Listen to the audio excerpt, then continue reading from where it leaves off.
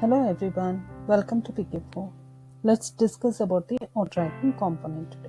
So there are two ways in which you can track time using the auto tracker.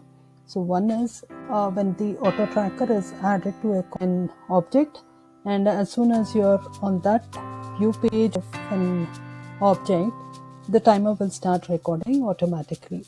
The other way is to add the start and the stop button. So this allows you to track the time whenever you want to track it. So let's see how to do that. I'm on a case view page. So I see the start button. So this time recording will not happen until I click the start button. So after referring all the details of this case, I can click the start button. The time has now started recording. Once I click the stop button, it will stop recording, and the time that is tracked in between will be saved in the DT details object. Thank you.